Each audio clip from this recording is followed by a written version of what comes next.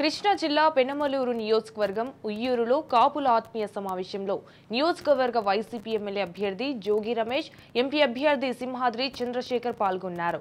ఈ సందర్భంగా జగన్మోహన్ రెడ్డి కాపులకు పెద్దపీట వేశారని, ఎవరు ప్రవేశపెట్టలేని కాపు నేస్తం ప్రవేశపెట్టి వారి జీవితాల్లో వెలుగు నింపారని అన్నారు.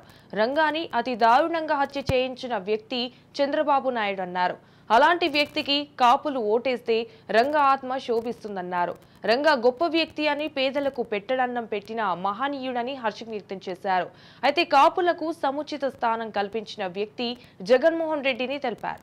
ఏడ్చి చంద్రబాబు నాయుడు దగ్గర బోడే ప్రసాద్ సీటు తెచ్చుకున్నాడని, కొన్ని చోట్ల గొడవకు ప్రేరణ కలిగే విధంగా ప్రవర్తిస్తున్నారని, అటువంటి చర్యలు మానుకోవాలని జోగి రమేష్ అన్నారు.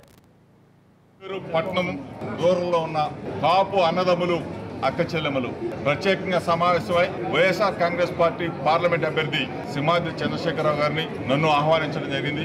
అందరూ కూడా ముక్త కంఠంతో ఒక్క మాట మీద ఉందాం, మనల్ని గౌరవిస్తున్న గౌరవ ముఖ్యమంత్రి జగన్మోహన్ రెడ్డి గారికి మద్దతునిస్తూ, మనకి సముచిత ప్రాధాన్యత ఇస్తూ, రాజకీయ భవిష్యత్తునిస్తూ, పార్లమెంట్లో 5 అభ్యర్థులకి వైఎస్ఆర్ కాంగ్రెస్ పార్టీ తరఫున పోటీ చేసే అవకాశం కల్పించిన జగనన్న వెంట అందరం కూడా నడవాలా.